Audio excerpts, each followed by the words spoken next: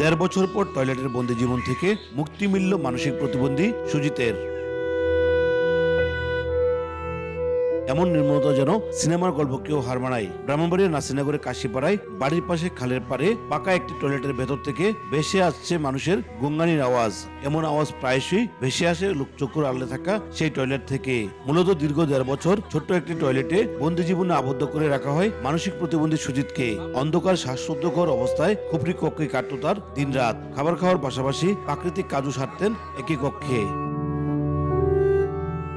অবশেষে মিলল মুক্তি। স্থানীয়দের মাধ্যমে খবর পেয়ে এমন দুর্বিষহ জীবন থেকে সুজিতকে সোমবার দুপুরে উদ্ধার করে পুলিশ।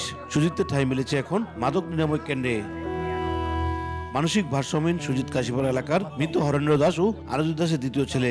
জন্মের পর থেকে মানসিক ভারসাম্যহীন। গত 8 বছর আগে নিজের আপন চাচাকে হত্যা করে মানসিক ভারসাম্যহীন সুজিত। মানসিক ভারসাম্যহীন হয় চাচা হত্যার দায়ে 6 বছর জেল খেটে মুক্তি মিলে তার। এরপর বাড়িতে এসে প্রায়শই আক্রমণাত্মক হয়ে উঠত সে। দরিদ্র পরিবারের সদস্যদের দাবি নিজেদের রক্ষায় বাধ্য হয়ে এই কাজটি করেছেন তারা।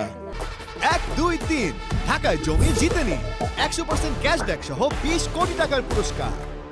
ডাক্তারে তোমরা 10 লাখ 12 লাখ টাকা খরচা করতেছ, কোনো রোগ বানি আমরা বিয়া করাও।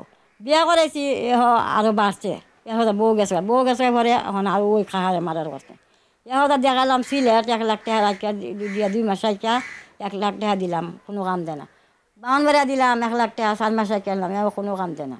মানুষেরা মারধর করে, এরপর দা মানুষেরা আটকা গড়ে মারে বারে মারে। এরপর দা ও আমার শাশুড়ি হাত ধরে রাখে, এরপর দা আমার হাত ধরে রাখে।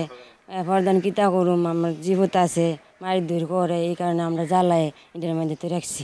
সে তার খাখারে মাইরা ফেলাইছে এই বয়ে, তারে তো ঘরেও রাখতে পারে না।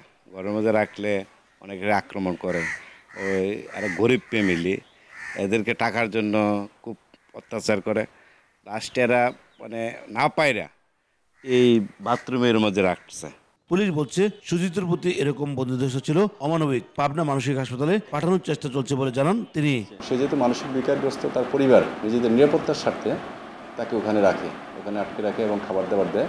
তো আমরা বিষয়টি জানতে পেরে মানবিক বিষয়টা বিবেচনা করে তাকে উদ্ধার করি এবং তাকে পরিবারের কাছে রাখাও রিস্কি মনে করে তাকে পারিবারিক ব্যবস্থাপনায় তাৎক্ষণিকভাবে আমরা পুনর্বাসন কেন্দ্র প্রত্যাশাতে সুপর্দ করি।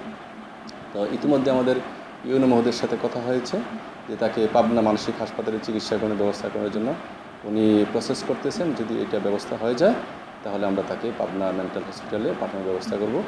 বর্তমানে প্রত্যাশা নামক ব্রাহ্মণবাড়িয়া মাদক পুনর্বাসন কেন্দ্রে ঠাঁই হয়েছে মানসিক ভারসাম্যহীন সুজিতের।